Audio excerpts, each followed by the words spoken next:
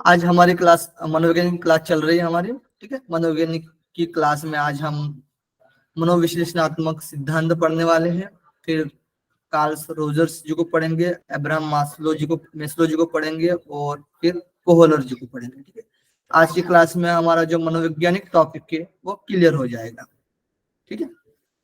चलो, तो सबसे पहले हम साइको एनालिटिक थ्योरी पढ़ेंगे, मनोविश्लेषणात्मक सिद्धांत।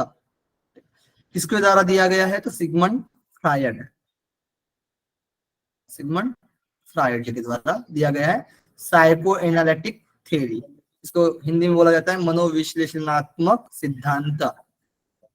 ये मनोविश्लेषणात्मक के जनक है सिगमंड फ्रायड। इनको फादर ऑफ साइको एनालिसिस कहा जाता है। फादर ऑफ साइको एनालिसिस कहा जाता है। कहाँ के निवासी है? तो ऑस्ट्रिया के निवासी है, वियना, ठीक है। ऑस्ट्रिया के वियना से के निवासी है। इनका जो जन्म हुआ है 1856 से ईस्वी सन 1939 में इनका डेट हुआ, ठीक। इनका पिक्चर है, सिगमंड फ्रायड जी का पिक्चर है। इन्होंने व्यक्तित्व के 2 मॉडल दिए गए। व्यक्तित्व कितने मॉडल दिए गए? क्वेश्चन आ सकता है। तो व्यक्तित्व के 2 मॉडल बताए गए हैं। एक होता है आकारात्मक और एक होता है संरचनात्मक। आकारात्मक और संरचनात्मक। आकारात्मक मॉडल में उन्होंने मन के 3 स्तर बताए। कितने स्तर बताए मन के? तो 3 स्तर बताए, जो कि इस प्रकार से है: चेतन, अर्धचेतन और अचेतन। इसको हम इंग्लिश में बोल सकते हैं चेतन को कॉन्शियस, अर्धचेतन को सब कॉन्शियस और अचेतन को अनकॉन्शियस, है ना। चेतन मन, कॉन्शियस मन जो होता है 10% होता है हमारे दिमाग में। 10%, यानी देखिए सिंपल सी बात है, यह जागृत अवस्था में होता है, वर्तमान चीजों से संबंधित होता है ये मन हमारा। जैसे कि अभी आप लोग क्लास कर रहे हो, ये वर्तमान से जुड़ा है। जो कुछ आप अभी देख रहे हो जागृत अवस्था में, मोबाइल देख रहे हो, टीवी देख रहे हो, क्लास देख रहे हो, कुछ नोट कर रहे हो, ठीक है, ये सब जागृत अवस्था में आएगा, चेतन में आएगा, चेतन मन में। ये कितना परसेंट होता है? 10% होता है। हमारे मन का भाग कितना परसेंट होता है? 10%, सिर्फ 10% होता है, ठीक है। अब नेक्स्ट आएंगे तो अर्धचेतन, जो कि सब कॉन्शियस बोला जाता है इंग्लिश में। इसमें क्या होता है कि हमारे माइंड में तो कोई चीज है, ठीक है, हमारे माइंड में कोई चीज है लेकिन याद नहीं आती जल्दी से। जैसे कि हमने एक हाथ मोबाइल किसी कबाड़ में रख दिया है, माइंड में तो है लेकिन उस समय याद नहीं आ रहा है हम कहाँ रखे हैं, भूल गए हैं, है ना। फिर थोड़ा सा और जोर लगा देखते हैं कि कहीं तो रखा है, ऐसे सोचते थोड़ा, तो फिर याद आता है कि हाँ कबाड़ में, उस कबाड़ में मोबाइल रखा है। तो उस समय कौन सा होता है? अर्धचेतन। उस मन को क्या बोल सकते हैं हम? अर्धचेतन। तो अर्धचेतन मन में क्या होता है? कोई वस्तु याद होने पर भी याद नहीं आना, मन पर ज्यादा जोर देने से याद आ जाना। अचेतन, अनकॉन्शियस, इसमें 90% मन होता है, ठीक है, 90%, यानी ये अर्धचेतन और अचेतन में 90% होता है। इसमें क्या होता है कि दुखी दम्भित इच्छाओं का भंडार होता है, जो हम किसी से शेयर नहीं करते हैं, अपने मन में ही रखते हैं, ठीक है। तो दुखी दम्भित इच्छाओं का भंडार किसमें होता है? अचेतन मन में। इस प्रकार से ये डायग्राम दिया गया है, कॉन्शियस, प्री कॉन्शियस या सब कॉन्शियस या अनकॉन्शियस। तो जो ऊपर वाला यहाँ पर जो एक तालाब है या फिर समुद्र है या फिर नदी है, ठीक है, यहाँ पर एक पत्थर रखा, मतलब पत्थर है, जो पत्थर का जो ऊपरी वाला भाग है जो कि जल से भिगा हुआ नहीं है, वो क्या कह सकते हैं हम? चेतन, यानी जागृत अवस्था में है, वो जो दिखाई दे रहा है स्पष्ट रूप से, ठीक है, यानी कॉन्शियस माइंड है हमारा, ठीक है। और जो बीच वाला जो भाग है ना, जो पत्थर वाला जो बीच वाला जो भाग है, ये जो व्हाइट सी एक रेशा गई है, ठीक है, तो ये जो बीच वाला जो भाग है वो प्री कॉन्शियस या सब कॉन्शियस बोल सकते हैं हम, यानी अर्धचेतन मन। दूसरे स्टेप जो थोड़ा सा जोर लगा करके याद आ जाती है। फिर लास्ट में जो सबसे बड़ा भाग है अनकॉन्शियस, यहाँ पर दुख की दम्भित इच्छाओं का भंडार होता है। यह हम संरचनात्मक मॉडल या गद्यात्मक मॉडल के आईडी, ईड, ईगो और सुपर ईगो से भी कनेक्ट करेंगे। यहाँ तक बात आपको समझ में आ गई? किसी कुछ डाउट हो तो पूछ सकते हैं, फिर थंब कर लीजिएगा सभी। सर ये अकारात्मक को इंग्लिश में क्या बोलते हैं? सिस्टमैटिक। सर इसका दो है, टोपोग्राफिक और साइकिक। तो टोपोग्राफिक के अंदर कॉन्शियस, सबकॉन्शियस और अनकॉन्शियस आता है। जो दूसरा वाला है साइकिक, उसमें इड, ईगो और सुपर ईगो है। जी थैंक यू। अब पढ़ते हैं संरचनात्मक मॉडल या गद्यात्मक मॉडल। इसमें 3 स्टेप बताए, 3 स्तर बताए गए हैं, ईड, ईगो और सुपर ईगो। ईड में हम पढ़ते यानी इदम में पढ़ते हम सुखवादी सिद्धांत है। ये सिद्धांत कैसा होता है? सुखवादी होता है ईड में। इसमें विवेक और अविवेक में संबंध नहीं जाना जाता है, ठीक है, नहीं जानता है। विवेक क्या है, अविवेक क्या है, नित्य क्या है, अनित्य क्या है, ज्ञान क्या है, अज्ञान क्या है। किसके गुण होते हैं? तामसिक लोगों के, है ना। दुख की दम्भित इच्छा का भंडार हुआ है उसमें। तो ये अचेतन मन से संबंधित है। ये क्वेश्चन आ सकता है ऐसे, इदम किससे संबंधित है, चेतन, अचेतन। तो आपको क्या बताना? तो संरचनात्मक मॉडल में हम व्यक्तित्व संरचना की दृष्टि से 3 भागों में वर्गीकृत किया गया है। व्यक्तित्व की संरचना की दृष्टि से कितने भागों में वर्गीकृत किया गया है? संरचनात्मक मॉडल को 3 भागों में, जो कि इस प्रकार से ईड, ईगो और सुपर ईगो। हिंदी में हम बोल सकते हैं इदम, अहम और पराहम। तो हम ईड को पढ़ते हैं। ईड जो होता है वो सुखवादी सिद्धांत होता है, जिसमें कि विवेक और अविवेक में संबंध नहीं जानते हैं। नित्य क्या है, अनित्य क्या है, ज्ञान क्या है, अज्ञान क्या है, विवेक क्या है, अविवेक क्या है, इसमें संबंध नहीं जानते हैं। ये किस मन से संबंधित है? ये अचेतन मन से संबंधित है, यानी अनकॉन्शियस माइंड, ठीक है, जो कि हमारे दुख की दम्भित इच्छाओं का भंडार होता है। तो हम विवेक और अविवेक में भेद नहीं जानते हैं, ठीक है। तो ये ईड क्वेश्चन आ सकता है। ईड किस मन से संबंधित है? चेतन, अवचेतन और अचेतन। तो किससे संबंधित है? अचेतन। अचेतन से। अचेतन। और सिद्धांत सुखवादी सिद्धांत। ईड। अब पढ़ते हैं ईगो। दूसरे नंबर का क्या है? ईगो है, जो कि मानवतावादी सिद्धांत पूछा जाएगा तो मानवतावादी सिद्धांत, जो कि वास्तविक पर उचित अनुचित का ज्ञान होता है, यानी वास्तविक पर होता है। ये वास्तविकता पर क्या उचित है, क्या अनुचित है, क्या सत्य है, क्या असत्य है ना, क्या अज्ञान है, क्या ज्ञान है, क्या विवेक है, क्या अविवेक है, ये सब इसको पता रहता है ईगो को, है ना। मतलब ये जो अहम है, ठीक है, ये जो मानवतावादी सिद्धांत है उनका, इनके अंडर मानवतावादी सिद्धांत है, जो कि वास्तविक पर आधारित होता है, जो उचित अनुचित को, सत्य असत्य को, ज्ञान अज्ञान को जानता है, ठीक है। तो इसके अंडर क्या आएगा? कौन सा मन आएगा? तो चेतन मन। हमने देखा ना, हाँ, चेतन मन। हाँ, ये वास्तविकता पर है ना, जो वर्तमान चीजें हमें ध्यान रहती है, चेतन मन से रिलेटेड। ये क्या करता है? तो आईडी और सुपर ईगो के बीच संतुलन का कार्य करता है। क्वेश्चन आ सकता है, आईडी और सुपर ईगो के बीच संतुलन का कार्य कौन करता है? बैलेंसिंग का क्या काम कौन करता है? तो कौन करता है? ईगो। ईगो। ईगो। क्वेश्चन पूछा जा सकता है किस सिद्धांत से संबंधित है? तो मानवतावादी। और किस मन से संबंधित है? तो चेतन मन से संबंधित है। बहुत ही इंपॉर्टेंट है, यहाँ से क्वेश्चन पूछा जाता है। नेक्स्ट पढ़ते हैं हम तीसरे नंबर का सुपर ईगो। परा हम बोलते हैं उसको। ये आदर्शवादी सिद्धांत होता है। किस प्रकार का सिद्धांत होता है? तो आदर्शवादी सिद्धांत। पहला क्या था? सुखवादी सिद्धांत, दूसरा मानवतावादी सिद्धांत और तीसरा आदर्शवादी सिद्धांत है। इसमें क्या है कि सामाजिक और नैतिकता पर आधारित होता है, नित्य नैतिकता पर है ना, और सामाजिक। ये अर्धचेतन से संबंधित है। हमने अर्धचेतन में पढ़ा था ना, याद तो है लेकिन जल्दी पकड़ नहीं आ रहा है, ठीक है, थोड़ा सा और जोर देंगे तो याद आ जाता है उसी तरीके से, ठीक है। तो समाज और नैतिकता पर आधारित होता है, ये आदर्शवादी सिद्धांत होता है, एक आदर्श के रूप में हमें सामने आता है।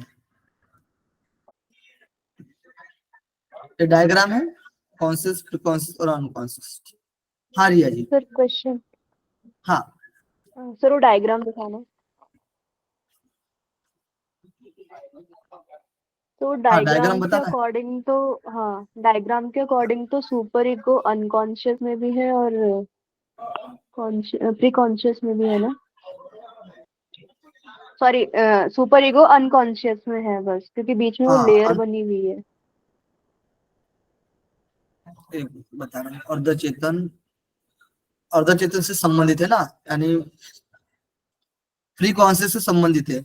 हाँ तो बराबर है ना, फ्री कॉन्शियस से संबंधित है। जो वो भी प्री रेशियो, ये जो कॉन्शियस की होगा ना, लाइन तो, हर वर्टिकल जो लाइन है ना, वर्टिकल लाइन, हाँ उसके लेफ्ट में जो ऊपर से नीचे तक भाग है पूरा सुपर ईगो का है ना। ओके, तो हाँ, सुपर ईगो और तो एक हिसाब बीच, से और तो तो तीनों तीनों चीजें, कॉन्शियस भी है। हाँ देखो तीनों चीजें आ गई, कॉन्शियस भी है, प्री कॉन्शियस भी है और अनकॉन्शियस भी है, ठीक है। हाँ हाँ, लेकिन और ईगो इसमें कॉन्शियस में भी है, प्री कॉन्शियस में भी है, और इड हाँ, लेकिन देखो ना, अनकॉन्शियस थोड़ा में सा है। भाग भी, बस थोड़ा सा जो चेतन वाला है ना, कॉन्शियस है, बस थोड़ा सा सुपर ईगो में थोड़ा सा भाग, फिर प्री कॉन्शियस, प्री कॉन्शियस पूरा ही दिया है, क्योंकि हाँ राइट साइड हाँ में देखो जो प्री कॉन्शियस वाला जो भाग होता है वो कम है, और लेफ्ट साइड में ज्यादा है प्री कॉन्शियस वाला भाग, ठीक है। प्री कॉन्शियस वाला सुपर ईगो में ज्यादा है, अनकॉन्शियस तो बड़ा ही है, वो तो ऑलरेडी बड़ा ही रहेगा। हाँ, क्योंकि 90% है। हाँ ठीक है, थैंक क्लियर होगा। हाँ उसी तरह से ईडी, ईड और ईगो, ईड को भी देख लेते हैं। ईड, ईड में क्या है हमारे, अचेतन मन है ना। अचेतन मन देखिए इसमें पूरा नीचे है जो व्हाइट हॉरिजॉन्टल जो रेशा गई है, ठीक है, व्हाइट वाली, ठीक है, उसके नीचे जो होता है अनकॉन्शियस माइंड होता है, ठीक है। तो उसमें आईडी है, राइट साइड में दिख रहा है ना आपको डब्बे में, आईडी, ठीक है, सॉरी ईड। तो ये ईड अचेतन मन से संबंधित है, ठीक है। यहाँ पर दुख की दम्भित इच्छाओं का भंडार होता है, सबसे ज्यादा भाग है। और ईगो देखिए इसमें कम भाग है ना, क्योंकि ये दोनों के बीच में संतुलन पैदा कर रहा है ना, बीच में कार्य कर रहा है। तो देखो ईगो का वाला भाग जो है छोटा सा भाग है, थोड़ा सा छोटा है, ठीक है, समझ में आ गया, ठीक है। इतना हमारे लिए इम्पोर्टेंट है कुछ एग्जाम के लिए, ठीक है। अब पढ़ते हैं साइको सेक्सुअल थ्योरी, 5 स्टेप बताए। फ्रायड जी ने कितने स्टेप बताए गए हैं साइको सेक्सुअल थ्योरी के, 5 स्टेप। इसको बोला जाता है डेवलपमेंट ऑफ पर्सनैलिटी, यानी पर्सनैलिटी डेवलप होता है, यानी व्यक्तित्व का विकास किस प्रकार से होता है ये बताया गया है। अब फ्रायड जी के द्वारा उन्होंने कितने स्टेप बताए गए, तो 5 स्टेप बताए हैं। उस थ्योरी का नाम क्या बताया गया है, थ्योरी का साइको सेक्सुअल थ्योरी, ठीक है। इसको 5 स्टेप में देखते हैं। यहाँ पर आपको डायग्राम भी दिख रही है, अच्छे से डायग्राम से भी समझ लेते हैं हम। पहले हम ऊपर ऊपर पढ़ लेते हैं क्या चीज है, तो है ना। चलो 5 स्टेप को पहले पढ़ लेते हैं, फिर आप डायग्राम से। ओरल यानी मुख, पहली स्टेप बताया है 1 ईयर में, जो बच्चे के लिए बताया गया है ना, बच्चे से लेकर बड़े तक, यानी व्यक्तित्व का विकास हो रहा है। तो ओरल में, मुख में 1 ईयर। जब बच्चा 1 ईयर का होता है, 1 साल का रहता है, तब क्या होता है कि कुछ भी सामान मुख में डालना है ना, कोई भी चीज को मुख में लेता है और आनंद की अनुभूति होती है उसको। किसकी अनुभूति होती है, आनंद की। आप देखे होंगे घर में कि बच्चों को, तो जो भी कुछ भी चीज डालता है मुख में, या फिर दूध की बाटल हो, कुछ भी हो, ठीक है, या फिर अपनी अंगुली हो, मुख में डालता है, ठीक है, हाथों को, है ना, हाथों की अंगुलियों को मुख में डालता है और आनंद की प्राप्ति होती है। देखिए पहले स्टेप में एक माता एक बच्चे को दूध पिला रही है ना, बॉटल से, दिख रहा है पहला स्टेप में, ठीक है। इस प्रकार से उसको आनंद की प्राप्ति होती है 1 ईयर के बच्चे, ठीक। जैसे नेक्स्ट स्टेप में आते हैं हम दूसरे में, तो एनल यानी गुदा, जब 2 या 3 ईयर, ठीक है, ये कितने साल में, 2 या 3 साल में जब शरीर से बाहर पदार्थ निकलता है उससे आनंद की अनुभूति होती है। जो भी मल या मूत्र त्याग रहा है बच्चा, 2 या 3 साल का जो बच्चा है, तो मल या मूत्र त्यागने के बाद जो उसको आनंद की अनुभूति हो रही है, ये किस स्टेप में आएगा, दूसरे स्टेप में आएगा। जब दूसरा 2 या 3 साल का बच्चा होता है तब तो आनंद की अनुभूति किस प्रकार से लेता है, तो कोई भी चीज बाहर, यानी कोई भी मल या मूत्र बाहर निकलने से वो आनंद की प्राप्ति कर रहा है। पहले में कुछ भी अंगुलियां हो, बॉटल हो, मुख में डाल रहा है तो आनंद की प्राप्ति हो रही है। दूसरे में गुदा से बाहर कोई भी जो मल मूत्र जा रहा है उससे आनंद की अनुभूति हो रही है। यहाँ पर देखिए डायग्राम में दिख रहा है, ठीक है। दूसरे स्टेप में देखिए बच्चे, यहाँ पर टॉयलेट का दिया है। नंबर 3 में आते हैं तो फैलिक, है ना, फैलिक लिंग प्रधानता। ये जब 3 से लेकर 7 साल की उम्र होती है तब क्या होता है, कोई भी बच्चा हो, बेटी हो, ठीक है, मतलब बच्चा क्या होता है, बेटी हो या बेटा हो, बेटी क्या करती है, बाप के प्रति आकर्षित, और बेटा किस पर, माँ के प्रति आकर्षित, यानी घुलना मिलना, पसंद करना एक दूसरे को, है ना। तो वो बेटी क्या करती है, ज्यादातर पिता को पसंद करने लगती है और बेटा माँ को पसंद करने लगता है, अपोजिट जेंडर। 3 से लेकर 7 साल की उम्र जब होती है तब इसको बोला जाता है लिंग प्रधानता फैलिक। यहाँ पर देखिएगा एक बेटी है ना, पापा के पास गई है ना, पापा की प्यारी है, क्या बोलते हैं, पापा की परिया, है ना, फैलिक लिंग प्रधानता 3 से लेकर 7 साल तक। इसमें देखिएगा किस प्रकार से ये होता है, तो हमारे यहाँ पर ग्रंथियां होती है ना, बहुत से ग्रंथियां होती है जो कि थैलीनुमा आकार की होती है, लेकिन हमने तो मुख्य बहिस्रावी और अंतस्रावी देखते हैं ना, लेकिन कुछ और भी होते हैं ग्रंथियां, देखिएगा इसमें। तो सिगमंड फ्रायड के अनुसार लड़कों में ओडिपस ग्रंथि होने के कारण वे अपनी माता को अधिक प्यार करते हैं। किस ग्रंथि की वजह से, तो लड़कों में ओडिपस ग्रंथि होने के कारण वो अपनी माता को अधिक प्यार करते हैं। और लड़कियों की बात करें तो लड़कियों में इलेक्ट्रो ग्रंथि होने के कारण वे अपने पिता से अधिक प्यार करती है। कौन सी ग्रंथि पूछा जाएगा क्वेश्चन, तो इलेक्ट्रो ग्रंथि होने की वजह से वो अपने पिता से अधिक प्यार करते हैं, ठीक है। ओडिपस और इलेक्ट्रो, है ना, इलेक्ट्रो ग्रंथि। यह तीसरी अवस्था हो गई। पहला है मुख अवस्था यानी ओरल, फिर एनल, गुदा अवस्था, फैलिक यानी लिंग प्रधानता। अब चौथा नंबर है लेटेंसी यानी अव्यक्त अवस्था। जब 7 से लेकर 11 साल की उम्र होती है हमारी, है ना, किसी बच्चे की, तो फ्यूचर के बारे में बताना। तो फ्यूचर के बारे में बताते हैं अपने पेरेंट्स, जैसे कि खेल खेलना, है ना, स्पोर्ट में इंटरेस्ट, चित्रकला, संगीत, नाच गाना, है ना, डांस वगैरह करना इत्यादि में फ्यूचर के बारे में बताया जाता है बच्चों को। 7 से लेकर जब 11 साल के होते हैं बच्चे तो उनको एक इंटरेस्ट जागने आता है ना, तब उनको ये बताया जाता है। 7 से लेकर 11 उनको इंटरेस्ट आने लगता है, ठीक है। तो खेल में, चित्र में अपने फ्यूचर के बारे में सोचते हैं बच्चे लोग। लेटेंसी अव्यक्त अवस्था। जब आते हैं 5 स्टेप में, जो 5 स्टेप बताए गए जेनिस्टा, इसमें जनेन्द्रिय अवस्था बोला जाता है हिंदी में, इंग्लिश में जेनिस्टा।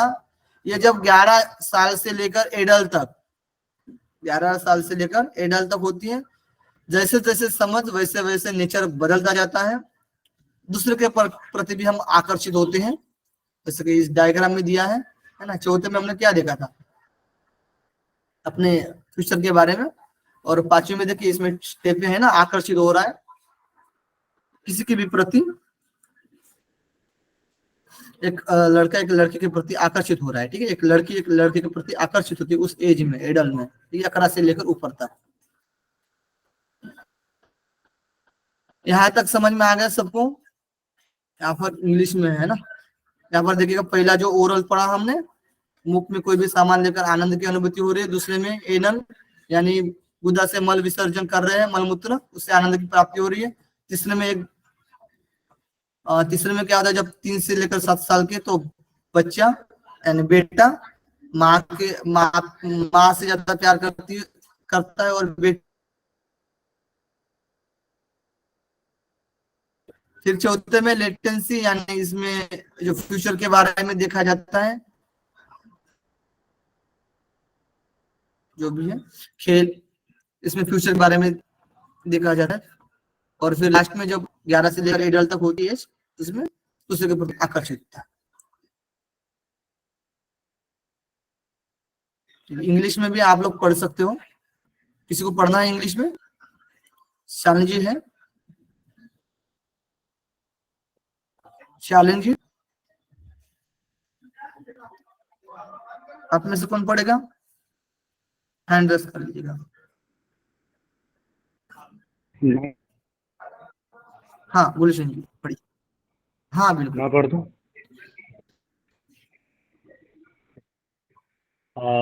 In the oral, there is the infant achieves gratifications through oral activities such as feeding, thumb sucking and babbling. Right, जिस तरीके से बच्चा थंब अपने माउथ में रखे रहता है फीडिंग, तो उसको उस तरीके से ज़्यादा बेटर फील होता है जब वो माउथ में कुछ भी रखे रहता है। Then in the anal, there is a 2 to 3. The child learns to respond to some of the demands of society, such as balls and bladder control. ये चीजें करना सीख जाता है बच्चा उस टाइम तक, 2 से 3 के एज तक, इसमें इसको संतुष्टि मिलती है।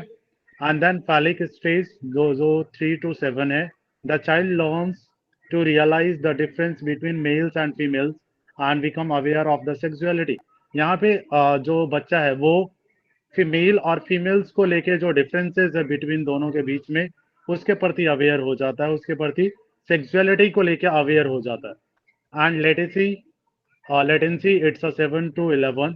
The child continues his or her development, but sexual urges are relatively quite. इस टाइम में डेवलपमेंट होना शुरू तो हो जाता है, लेकिन इतना सेक्सुअल को लेके नहीं होता है।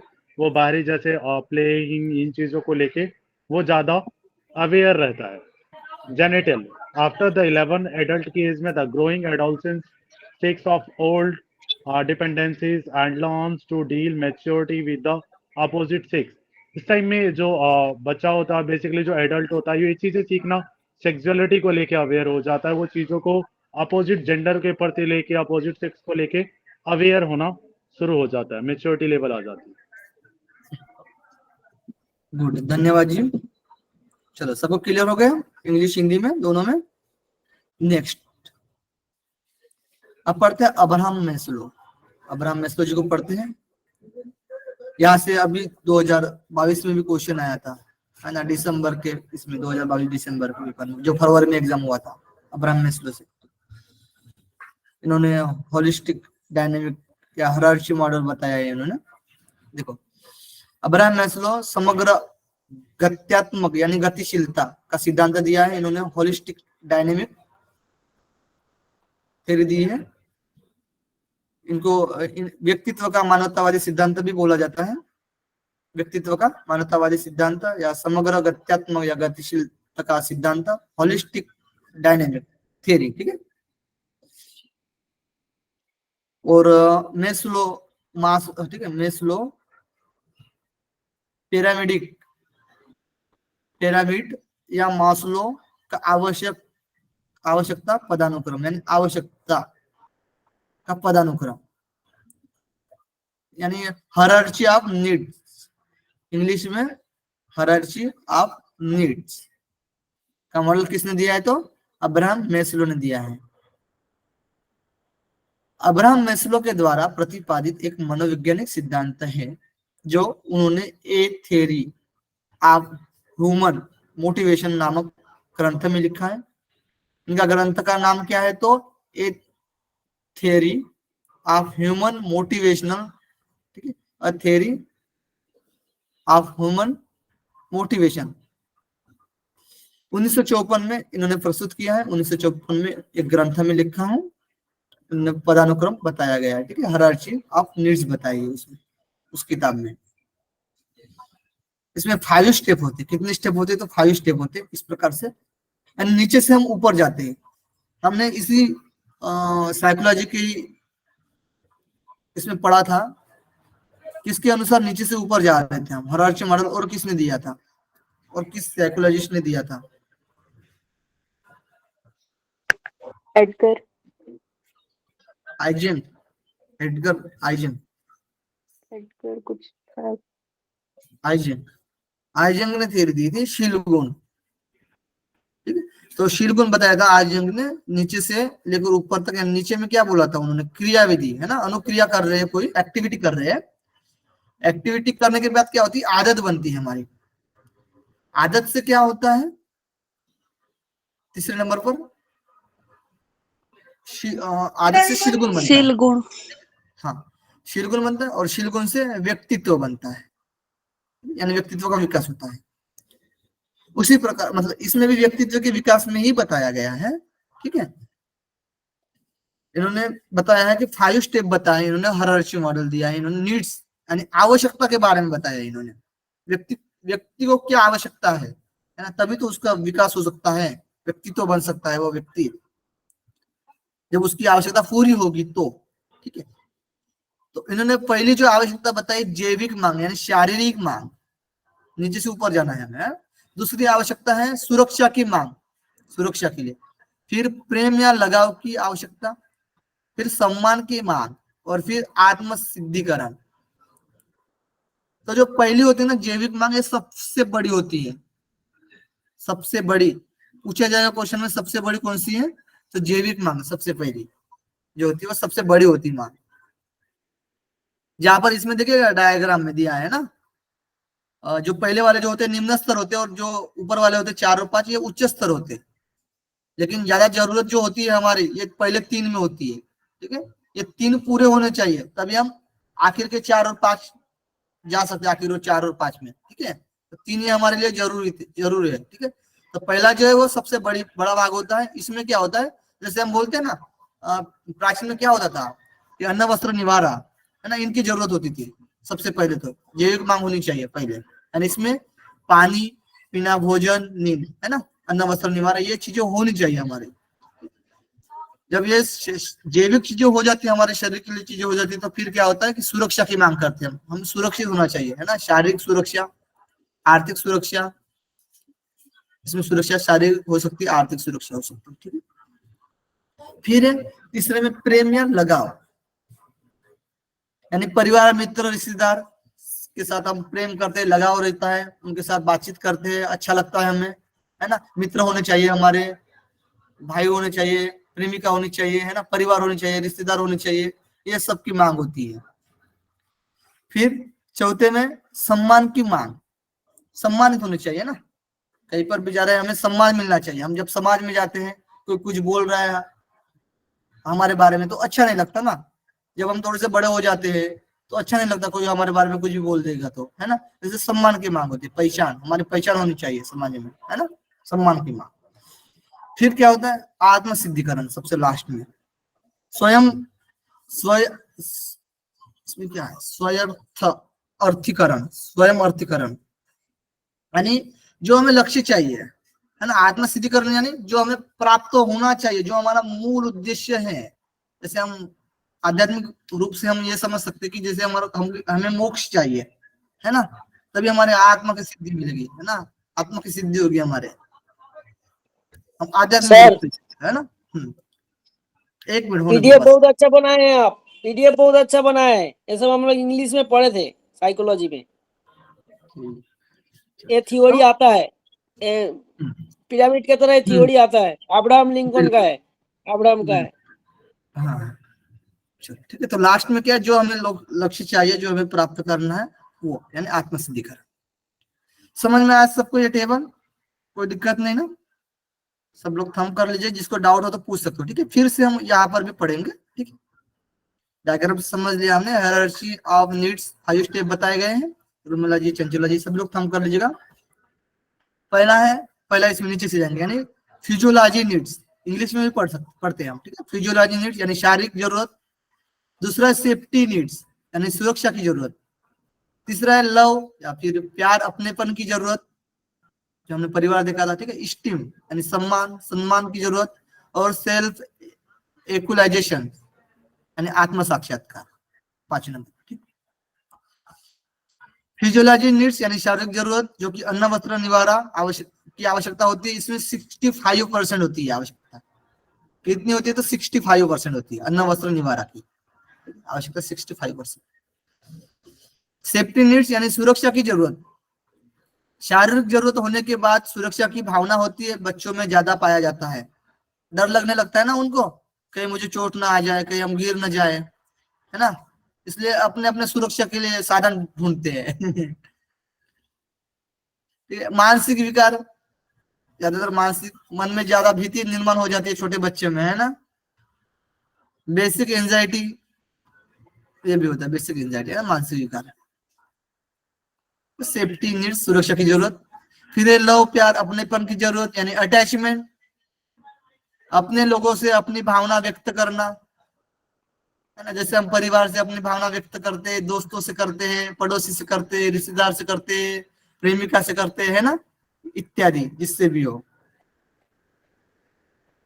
फिर है स्टीम सम्मान की, जो कि दूसरों को सम्मान देना, कुछ ना कुछ प्राप्त करना, और कॉन्फिडेंस आता है ना, कॉन्फिडेंस आता है उससे, ठीक है। सम्मान की जरूरत, दूसरे भी हमें सम्मान होना चाहिए और दूसरों को सम्मान भी देना चाहिए, हम भी, दोनों चीजें आएंगी।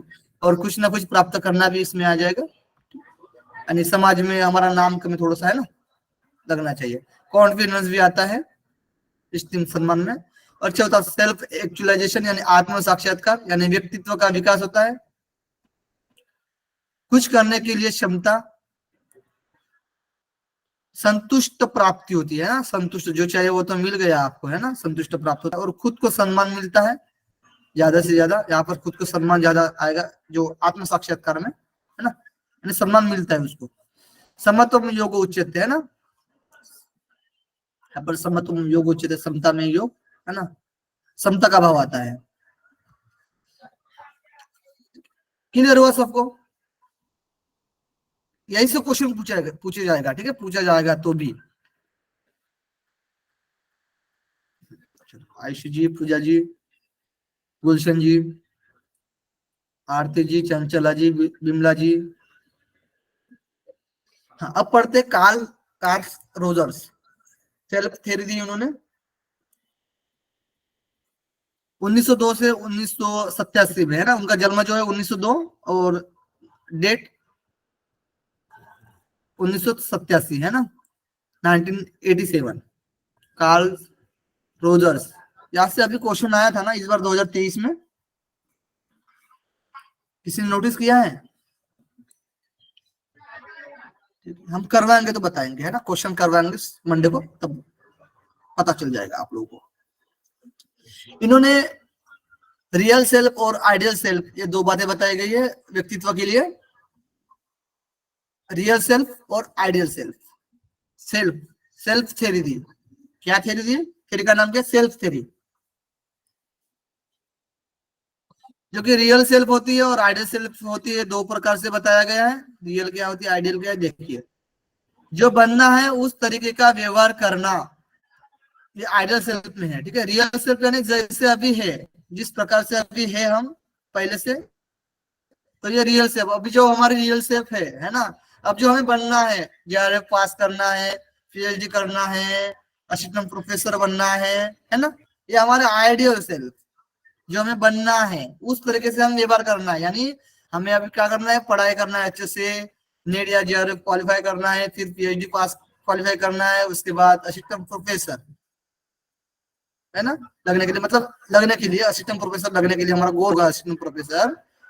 तो इस तरीके से सारी बातें हमें करना है पहले, तो उस तरीके से हमें व्यवहार करना पड़ेगा, तभी हम बन पाएंगे ना। ये किसने बताया? कार्ल रोजर्स ने। सेल्फ थ्योरी इन्होंने पॉजिटिव, है ना, सेल्फ थ्योरी में भी दो टाइप होते हैं ना, एक तो पॉजिटिव भी हो सकता है, एक निगेटिव भी हो सकता है। जो हमारी पॉजिटिव यानी आशावादी और निगेटिव निराशावादी। आशावादी और निराशावादी का सिद्धांत किसने दिया था दार्शनिक में, बताएगा कोई? तो वो पहले निराशावादी थे, है ना, बौद्ध, दुख, सब दुख ही देख रहे थे सभी तरफ, है ना। फिर क्या हुआ, दुख का निरोध करने का उपाय बताया उन्होंने, यानी आशावादी हो गए फिर वो, ठीक है। चल, तो सेल्फ थ्योरी में पॉजिटिव और नेगेटिव भी होता है। सेल्फ थ्योरी जो हमारी जो अभी है, ठीक है, सेल्फ थ्योरी इन्होंने दो टाइप दिए है ना, तो पॉजिटिव भी हो सकती है, नेगेटिव भी हो सकती है। देखो अभी तो रियल सेल्फ हम पढ़ते हैं 2 स्टेप में, रियल सेल्फ को पढ़ते हैं। रियल सेल्फ को हम कितने स्टेप में पढ़ते हैं, तो 2 स्टेप में। सर एक गलत हो गया सर, भगवान बुद्ध जो बोला था ना, तो दुखवादी इसी बोला है, संसार दुखमय इसी कारण है, आदमी का तृष्णा ज्यादा है। जिसका मन में तृष्णा है उसका दुख आता है, जिसका तृष्णा नहीं है उसका दुख नहीं आता है। हमने क्या गलत बोला जी?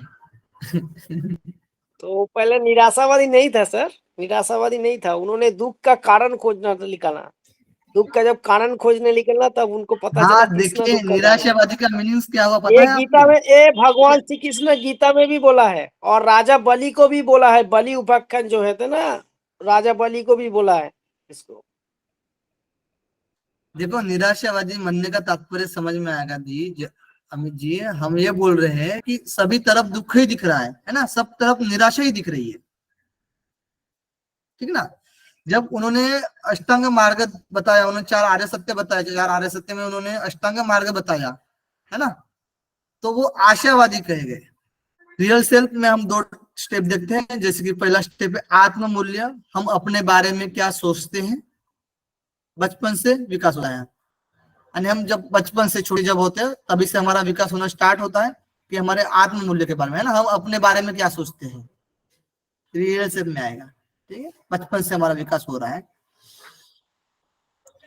दूसरा है, दूसरे स्टेप में स्वयं की छवि यानी सेल्फ इमेज, हम अपने आप को कैसे देखते हैं, हम अपने बारे में क्या सोचते हैं और हम अपने आप को कैसे देखते हैं, जैसे कि पॉजिटिव देखते हैं या नेगेटिव देखते हैं, जैसे व्यवहार में आता है ना, व्यवहार में दिखने में आता है, जैसे चीजें व्यवहार में देखी जाती है,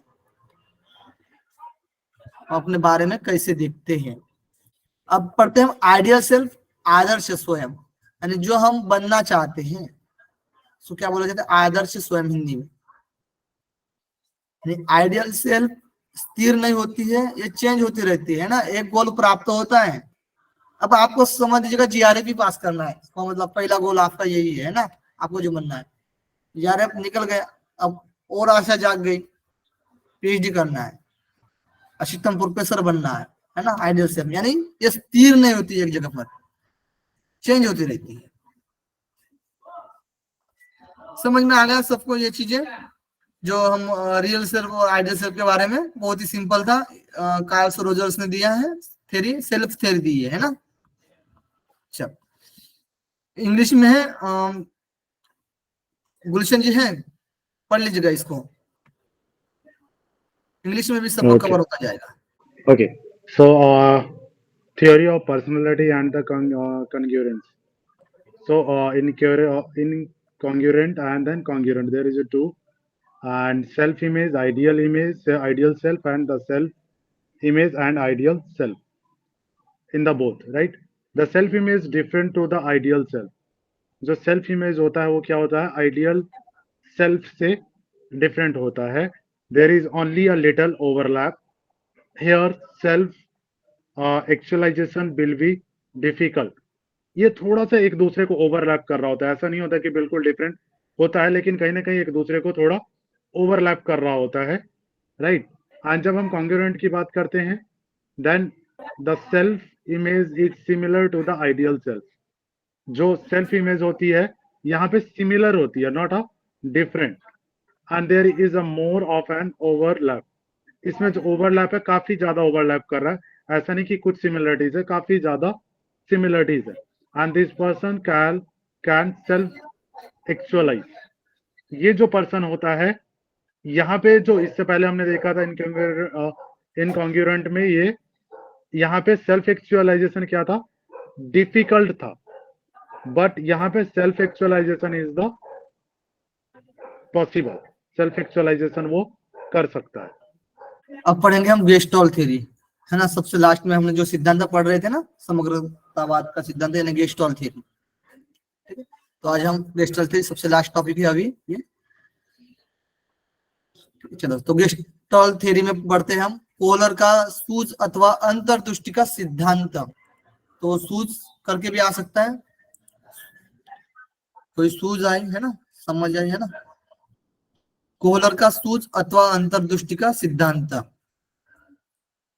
गेस्टॉल थ्योरी में हम पढ़ेंगे। प्रतिपादक कौन है? तो वर्दीमर। गेस्टॉल थ्योरी के प्रतिपादक वर्दीमर, और भी है, देखिए पढ़ लेंगे, कोहलर भी है, कोम्फा भी है, ठीक है। तो कोहलर ने क्या किया कि सूझ अथवा अंतर्दृष्टि का सिद्धांत दिया है। प्रतिपादक कौन है? वर्दीमर है, क्योंकि हम गेस्टॉल थ्योरी में पढ़ेंगे प्रतिपादक वर्दीमर।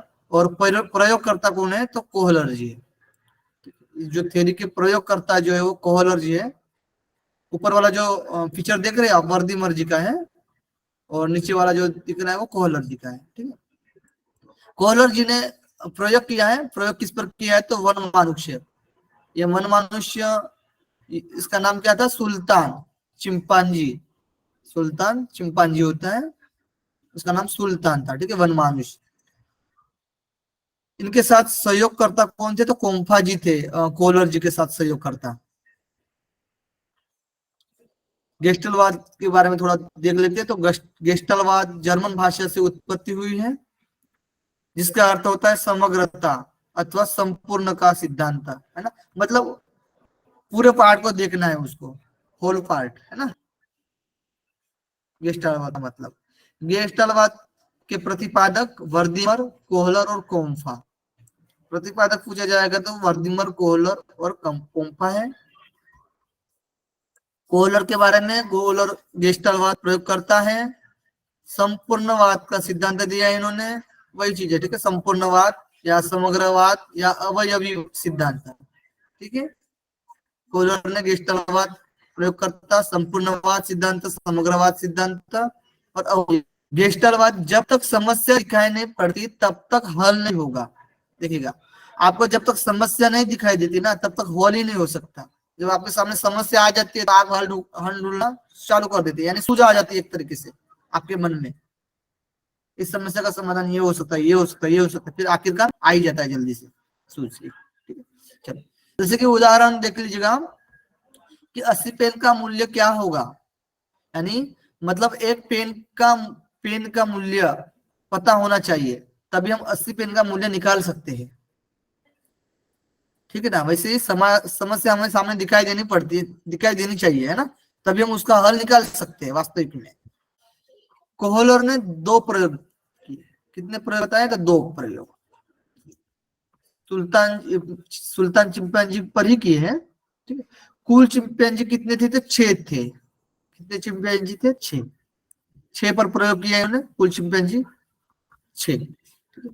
तो कोहलर ने कितने प्रयोग किए? तो 2 प्रयोग किए। इस चिंपैंजी का नाम क्या था? तो सुल्तान। और इनकी जो पुस्तक है गेस्टाल्ट साइकोलॉजी, कोहलर जी की पुस्तक कौन सी है? Gestalt psychology. इन्होंने कौन सा सिद्धांत दिया है? तो अंतर्दृष्टि या सूझ का सिद्धांत दिया है, ठीक है।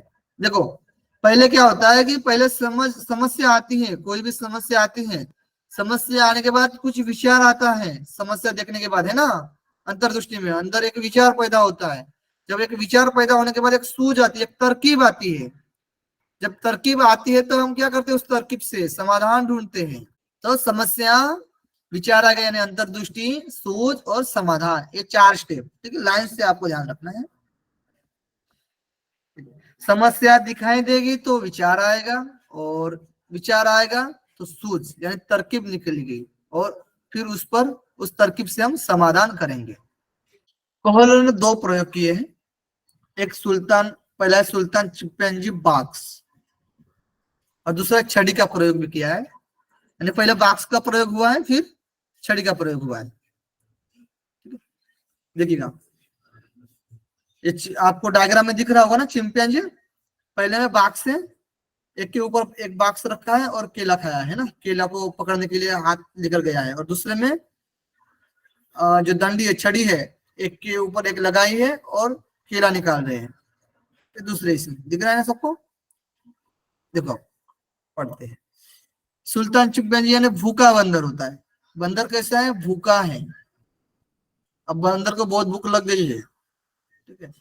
अब वो एक पिंजरे में बंद है ना, एक पिंजरे में बंद है। बंदर कैसे? एक पिंजरे में बंद है, वो भी भूखा है, भूख लगी उसको। देखिए यहाँ पर डायग्राम में केला ऊपर लटका हुआ है, उसको भूख तो लगी है, उस पिंजरे में वो बाहर निकल नहीं सकता है। अब देखता है सामने इधर उधर, तो क्या दिखाई देता है उसको? बाघ दिखाई देते हैं, बड़े बड़े बाघ दिखाई देते हैं।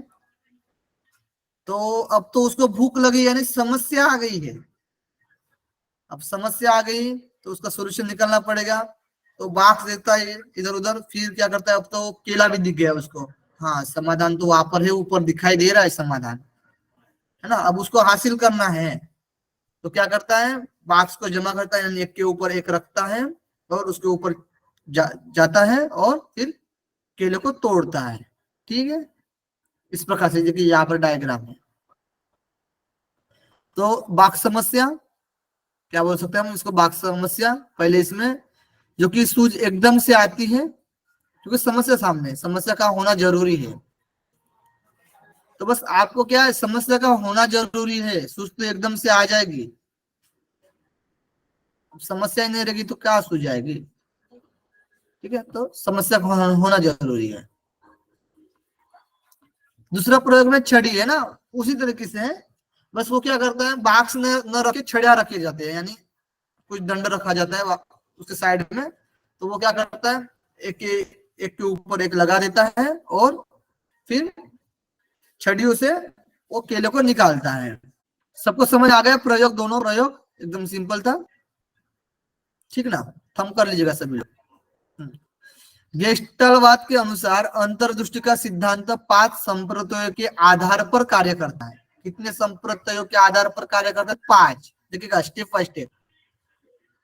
पहले लक्ष्य यानी प्रयास करना। पहले क्या करता है? प्रयास करता है ना, बाक्स रखने के लिए वो प्रयास करता है। बाधा तो आएगी, कभी कभी गिर भी जाएगा वो, है ना। बाधा आएगी, प्रयास कर रहा है, बाधा आएगी, बाधा आएगी। उसके बाद तनाव, यानी दिमाग में एक तनाव आएगा। दिमाग में क्या आता है? एक तनाव आता है। फिर चौथा संगठन यानी ऑर्गेनाइजेशन, यानी तनाव ही एक ऑर्गेनाइजेशन लाता है। हम बोलते हैं तनाव में पढ़ेंगे हम बाद में, तो पॉजिटिव नेगेटिव तनाव होता है ना। तो ऐसे तनाव होता है, कुछ पॉजिटिव भी होता है, जैसे हमारे पढ़ाई के लिए, और ज्यादा भी हो जाएगा ना तो एकदम नेगेटिव भी रूपांतर ले लेगा वो, ठीक है।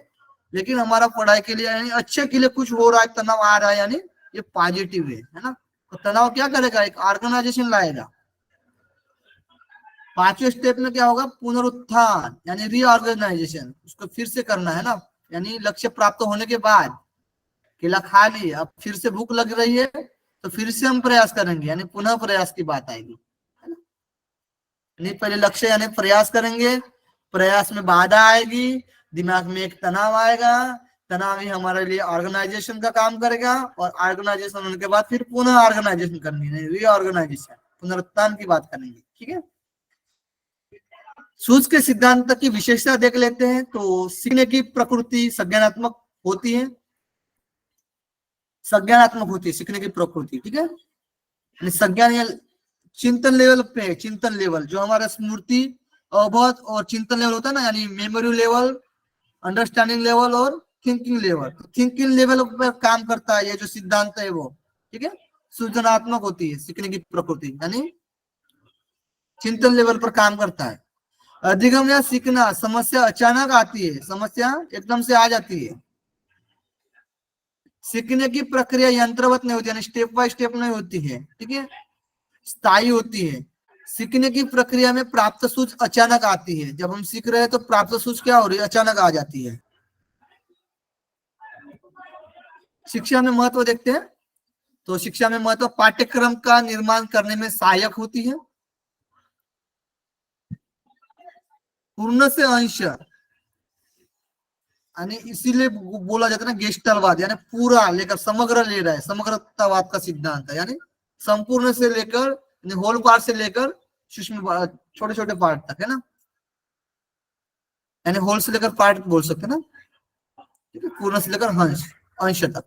बालक के रटने की प्रस्तुति का विरोध होता है, रटंतर विद्या नहीं होती, ठीक है, प्रस्तुति का विरोध हो जाता है, क्योंकि सूझ एकदम अचानक से आ रही है, अचानक से समस्या भी आ रही है ना हमारे सामने। समस्या का पूर्ण रूप से प्रस्तुतिकरण होता है। विषय वस्तु का उचित संगठन व क्षमता के अनुसार कठिन विषय के लिए उपयोगी होता है। तो एकदम से सूझ भी आती है, समस्या भी एकदम से हमारे सामने आती है, तो हमारे एकदम से सूझ आती है ना, तो कठिन विषय के लिए भी उपयोगी होती है। विषय वस्तु उचित संगठन व क्षमता के अनुसार कठिन विषयों के लिए भी उपयोगी, उसके क्षमता के अनुसार। यहाँ तक कवर हो गया है, कंप्लीट हो गया हमारा, सारा कवर हो गया साइकोलॉजी। किसी कुछ डाउट हो तो पूछ सकते हो, बहुत अच्छे से हो गया है। मुझे लगता है एग्जाम के लिए तो कोई दिक्कत नहीं है आप लोगों को इस पीडीएफ से, ठीक है। आप ये पीडीएफ भी पढ़ लोगे ना तो इनफ है, बाकी साइकोलॉजी का पढ़ने का जरूरत नहीं है वैसे, ठीक है। क्वेश्चन ज्यादा पूछा भी नहीं जाता है।